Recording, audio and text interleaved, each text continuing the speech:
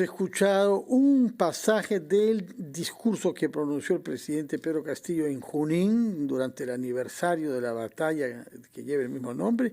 Pensábamos que en esas circunstancias mantendría una voluntad de unidad, pero no aprovechó para sostener que quienes piden la vacancia no lo hacen en una plaza del pueblo, lo hacen en el Congreso o lo hacen donde corresponde. Pero en fin, el presidente tiene su manera de mirar las cosas y nosotros, para poder mirar las cosas con más objetividad, tomamos contacto con una politóloga, la señora Adriana Urrutia, que es la presidenta de la Asociación Civil Transparencia. Señora Urrutia, buenos días. Muy buenos días, Fernando, Mabel, muchas gracias por la oportunidad. Gracias a usted, sobre todo porque en los últimos tiempos transparencia poca me parece en el Estado. Pero en fin, díganos por favor usted cuál es el sentimiento que predomina entre los miembros de la mesa directiva de la Asociación Civil que usted preside y que ha publicado comunicados ya, ¿no?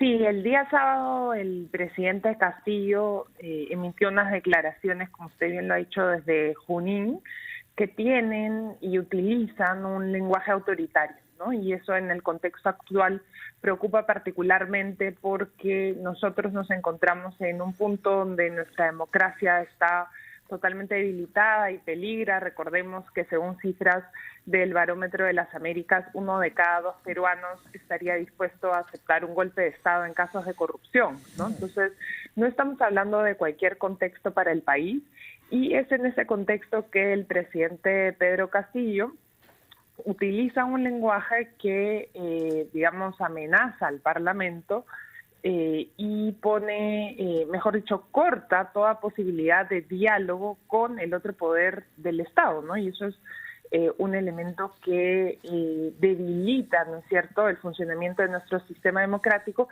en un país que es presidencial, ¿no?, que tiene un régimen presidencial y donde la función del presidente de la República para el fortalecimiento del régimen político es fundamental. Pero no solo eso, el presidente va más allá e inclusive compara la cantidad de votos, ¿no?, con los que él gana la presidencia de la República, con la cantidad de votos con los que un congresista gana una curul, para intentar deslegitimar a un congresista, más allá de que este sea un buen o mal Congreso. Estamos hablando de instituciones. ¿Qué tendrías que decir ahí, Adriana?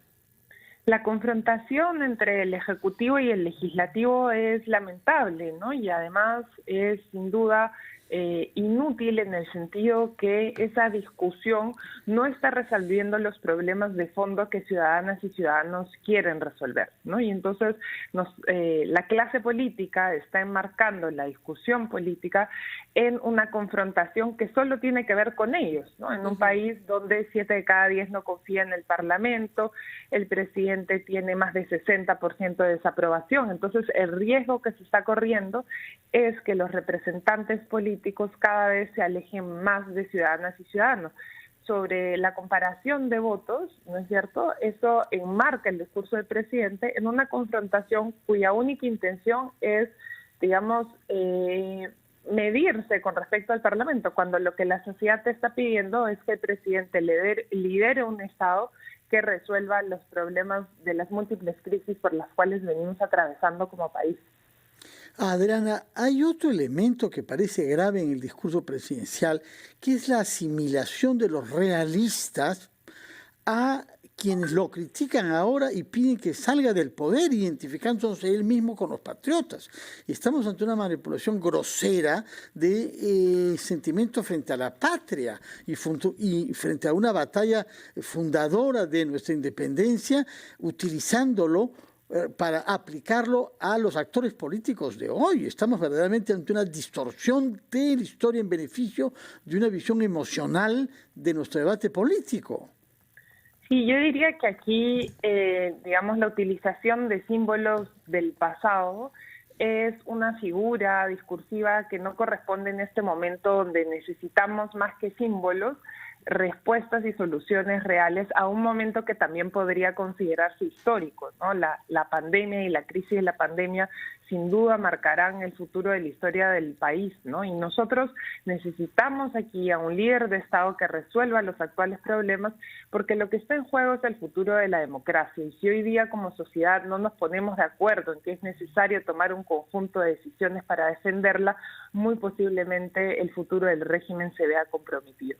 Se repite constantemente en los discursos del presidente y también de los miembros del gabinete, como del primer ministro, que este gobierno se sostiene, que la democracia se sostiene por los votos que recibió el presidente. Sin embargo, sabemos que la democracia es más allá, va más allá de los votos, y vemos también actitudes antidemocráticas por parte del presidente de la República cuando envía cartas amenazantes a un medio de comunicación o a un programa en particular como Panorama. Sí, efectivamente, sobre este último punto podemos decir que el lenguaje autoritario no se ha restringido solo a las declaraciones del presidente en Junín, pero quería volver, Mabel, sobre lo que usted estaba señalando previamente, que es ¿qué es la democracia?, ¿no? Y acá, a riesgo de parecer repetitivo, creo que es necesario recordar que la democracia es un sistema que se compone de un conjunto de instituciones que hoy en día en el Perú están comprometidas, ¿no? Tenemos una de las instituciones, es la institución presidencial, sobre la cual ya estábamos hablando. Otra institución es el Parlamento, ¿no? Y el Parlamento también ha tenido unas actitudes poco constructivas en tanto oposición, ¿no? Así como también un componente importante son los procesos electorales que también lamentablemente se han venido deslegitimando en el último año, ¿no? Entonces, voy a detenerme solo en esos tres, pero a lo que quiero llegar es que hay diferentes componentes del sistema democrático que se encuentran en un proceso de deslegitimación.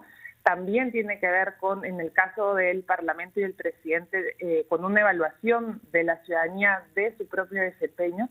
Y creo que es necesario hacer un llamado a la clase política para que asuman la responsabilidad que tienen en este momento histórico, ¿no es cierto?, de asumir los liderazgos correspondientes para poner por delante los intereses del país y no solo sus propios intereses y sus propias peleas y la propia confrontación en la que se encuentran enmarcados, ¿no? ¿Podría poner ejemplos concretos de a qué se refiere con el no asumir responsabilidades que les corresponden a los actores? Porque efectivamente hay en este momento una gran incertidumbre sobre qué salida puede plantearse para esta crisis, ¿no? Parte de la parálisis tiene que ver con que hay una gran confusión incluso sobre los procedimientos constitucionales que pueden corresponder.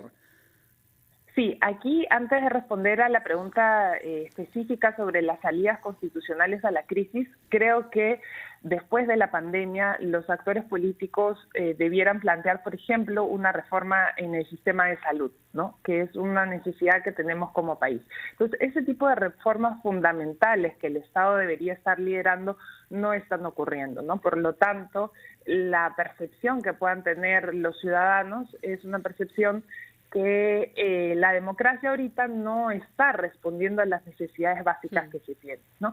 En ese sentido, efectivamente, es necesario que los diferentes actores políticos revisen las herramientas constitucionales que tienen a disposición para precisamente fortalecer al Estado y fortalecer al sistema democrático, y desde el Parlamento, sin duda, desde su función, ¿no es cierto?, de contrapeso del poder del Ejecutivo, hay un conjunto de herramientas que merecen la pena ser revisadas, y varias de ellas se enmarcan en una reforma política que desde nuestra asociación hemos venido promoviendo, ¿no?, discutiendo, porque es una discusión necesaria que tenemos como país. Muchas gracias a Adriana Urrutia. Recuerdo que usted es politóloga y presidenta de la Asociación Civil Transparencia. Nos ha recordado algunos principios de base para que nuestro régimen mantenga su intensidad democrática. Eso es lo que está en juego y no las amenazas autoritarias. Muchas gracias, Adriana Urrutia. Buenos días. Mabel, nos vamos a una nueva pausa. Así es, son las 8:45. Escuchamos a nuestros anunciantes y regresamos.